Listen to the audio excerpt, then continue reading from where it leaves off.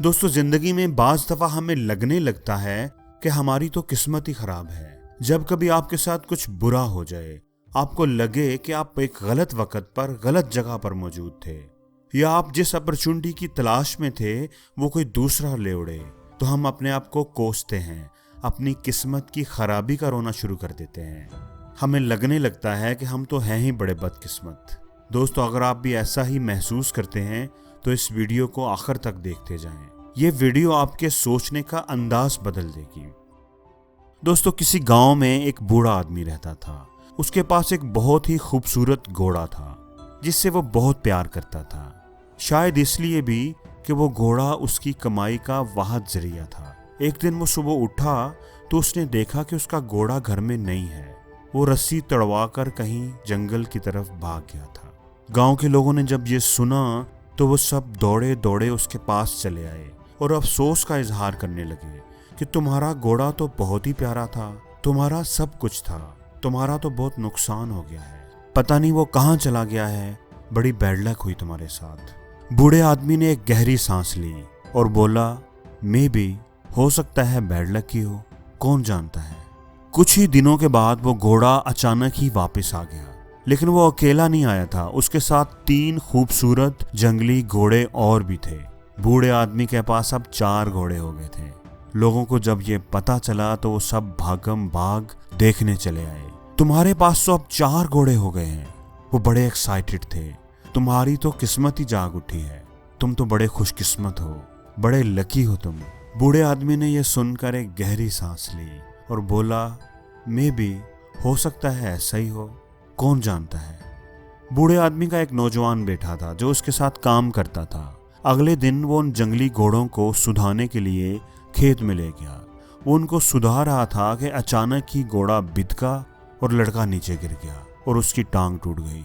लोगों ने जब ये सुना तो वो सब बूढ़े आदमी से मिलने चले आए और अफसोस करने लगे, तुम्हारा तो एक ही बेटा था, तुम्हारे बढ़ापे का सहारा था, ये सब उन मनहूस घोड़ों की वजह से हुआ है, बहुत बुरा हुआ तुम्हारे साथ, तुम्हारी तो किस्मत ही फूट गई है, बड़ी बैड लक हुई है तुम्हारे साथ। बूढ़े आदमी ने यह सुनकर एक गहरी सांस ली और बोला, मे बी, हो सकता है ऐसा ही हो, कौन जानता है। कुछ ही दिनों के बाद फौज का एक दस्ता उनके गांव आ गया। जंग के खतरे की वजह से उन्हें फौज के लिए जवान लड़कों की जरूरत थी। वो बूढ़े आदमी के घर भी आए। बूढ़े आदमी का बेटा चूंकि जख्मी था और फौज के लिए अनफिट था, इसलिए वो उसे छोड़ गए।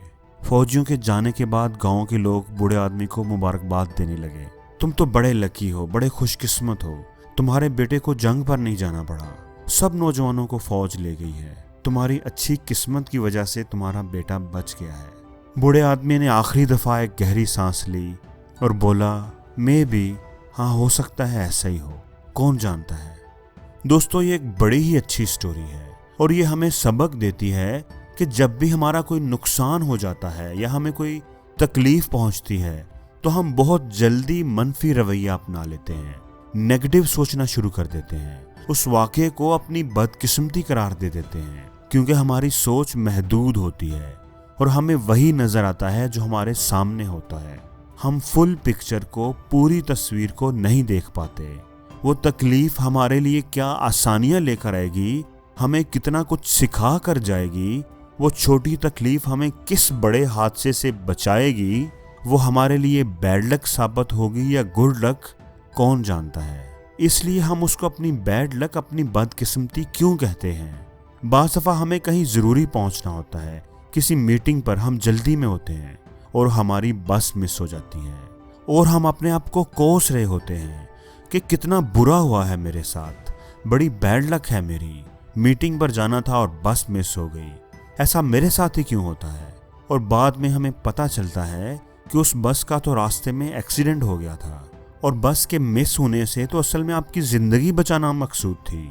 तो बस का मिस होना आपके लिए बैड लक हुआ या गुड लक हुआ। इसलिए दोस्तों, नेक्स्ट टाइम अगर आपका कोई नुकसान हो जाए, कोई अपॉर्चुनिटी आपसे मिस हो जाए, आपका दिल अपने आप को कोसने को करे, लोग आपसे कहें कि बहुत बुरा हुआ तुम्हारे साथ, बड़ी बैड लक है तुम्हारी, तो आप उस बूढ़े आदमी को ज़रूर याद कीजिएगा, पॉजिटिव रहिएगा, सब्र से काम लीजिएगा, एक गहरी सांस लेकर अपने आप से बोलिएगा, मे बी, हो सकता है ऐसा ही हो, कौन जानता है। और जिंदगी में हर रोज कुछ नया सीखो, नया सोचो, नया करो, लर्न करो।